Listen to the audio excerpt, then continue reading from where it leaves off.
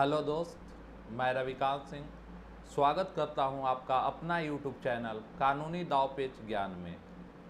आज हम बात करने वाले हैं, अगर आप बैंक से लोन लिए और उस लोन को नहीं भरे, यानी उस लोन को सेटलमेंट नहीं किए, तो बैंक आपके खिलाफ क्या क्या कार्रवाई कर सकता है।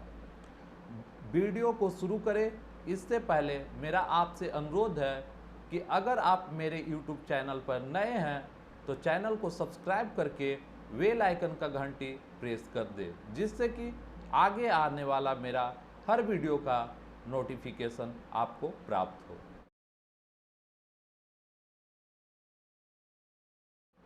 सबसे पहले हम बात करते हैं कि अगर आप लोन का सेटलमेंट अमाउंट नहीं दे पा रहे हैं और बैंक आपको नोटिस या कॉल कर रही है, लेकिन फिर भी आप इग्नोर उस कॉल या नोटिस को कर रहे हैं, तो बैंक जो है आपके खिलाफ क्या कार्रवाई कर सकती है। कार्रवाई को समझे इससे पहले हमें ये समझना होगा कि लोन कितने प्रकार के होते हैं। तो सिक्योरिटी के आधार पर लोन दो प्रकार के होते हैं। पहला सिक्योर्ड लोन, वैसे लोन जो बैंक के लिए सुरक्षित होते हैं सिक्योर्ड लोन कहलाते हैं। सिक्योर्ड लोन में आपका gold loan, home loan, car loan या जो आप एफडी पर लोन लेते हैं, ये सब बैंक के लिए सिक्योर्ड लोन में आते हैं, क्योंकि इसके बदले में आपके का बैंक के पास सिक्योरिटी जमा है। जैसे कि अगर आप कार लोन ले रहे हैं या होम लोन ले रहे हैं, तो जब तक कि आपका कार लोन का पूरा ईएमआई बैंक को नहीं दिया है या फिर होम का ईएमआई अगर बैंक को नहीं दिया है, जब तक कि उस संपत्ति पर अधिकार बैंक का होता है। चूँकि सिक्योर्ड लोन ये सुरक्षित होते हैं। और आपका जो दूसरा हो गया वो अनसिक्योर्ड लोन, वैसे लोन जो बैंक के लिए असुरक्षित रहते हैं, उसे हम अनसिक्योर्ड लोन कहते हैं। अनसिक्योर्ड लोन में पर्सनल लोन या फिर सरकार के द्वारा चलाई गई योजना जैसे मुद्रा लोन, ये सब लोन जो है वो अनसिक्योर्ड लोन में आते हैं। अब हम बात करते हैं कि अगर आपने बैंक से लोन लिया है और आप अपना ईएमआई नहीं चुका रहे हैं, तो बैंक जो है उस लोन को कब खराब मान लेती है, यानी उस लोन को कब एनपीए मान लेती है। अगर आपने लोन लिया है तो जिस टाइम लोन लेते हैं उस टाइम बैंक जो है वो किस्त बांध देती है और आपको हर महीने में एक सर्टेन अमाउंट ईएमआई के रूप में देना होता है। लेकिन अगर आपने 3 महीना यानी 90 डेज तक के उस ईएमआई को नहीं भरे और बैंक जो है वो आपको कॉल कर रही है या फिर आपको नोटिस भेज दे रही है कि आपका ईएमआई नहीं भरा जा रहा है, और आपने अगर उस नोटिस को इग्नोर करके और लगातार 3 मंथ तक के उसके लोन के ईएमआई को नहीं चुकाते हैं, तो बैंक जो है उस लोन को खराब लोन मान लेती है, यानी उस लोन को एनपीए मान लेती है। आपका लोन एनपीए हो गया है, तो अब हम जानते हैं कि बैंक आपके खिलाफ क्या कार्रवाई कर सकती है।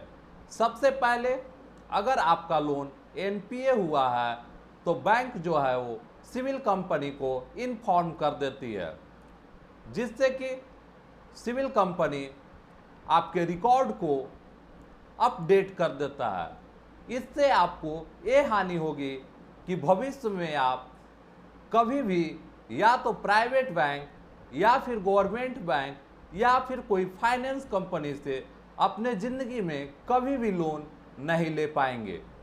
दूसरा, अगर आपने सिक्योर्ड लोन के तहत बैंक से लोन लिया है, तो जो आपने उसके बदले में बैंक के पास जो आपका सिक्योरिटी है जैसे कि अगर आपने बैंक से कार लोन लिया या फिर होम लोन लिया या फिर अगर आप फिक्स डिपॉजिट पर लोन लिए हैं, तो उस केस में जो बैंक है वो आपका कानूनी प्रक्रिया करके उस संपत्ति को बेच करके अपना जो पैसा है वो वसूल कर लेती है।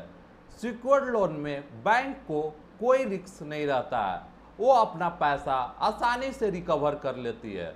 लेकिन अगर आपने अनसिक्योर्ड लोन लिया है जैसे कि पर्सनल लोन, तो इस केस में बैंक के पास आपका कोई सिक्योरिटी नहीं रहता है। तो इस केस में बैंक जो है वो बहुत ज़्यादा कुछ नहीं कर सकती है। बैंक जो है वो आपके एनपीए रिपोर्ट को सिविल कंपनी को दे देती है, जिससे कि आप अपने ज़िंदगी में फिर कभी भी प्राइवेट बैंक, गवर्नमेंट बैंक या फाइनेंस कंपनी किसी से भी लोन नहीं ले पाएंगे। इसी के चलते जो अनसिक्योर्ड लोन जैसे कि पर्सनल लोन या फिर मुद्रा लोन, ये सब में जो बैंक भी है वो बहुत ही कम अमाउंट उसको अपने कस्टमर को इश्यू करती है। अब हम बताते हैं कि अगर आपने लोन लिया है और लोन को नहीं चुका रहे हैं, तो आप अपने के साथ साथ देश को कितना बड़ा नुकसान कर रहे हैं। पहले तो आपका जो नुकसान हो रहा है कि आपका अगर लोन एनपीए हो जाता है तो आपका सिविल स्कोर खराब हो जाएगा, जिससे कि भविष्य में आप कहीं से भी किसी भी प्रकार का लोन नहीं ले पाएंगे।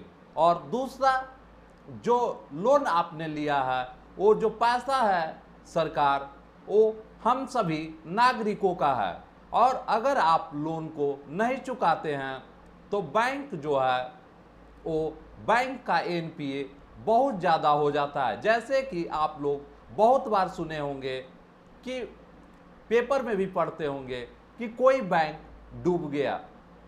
इसका एक बहुत बड़ा ये भी कारण होता है कि बैंक के बहुत सारे कस्टमर का लोन एनपीए हो जाता है।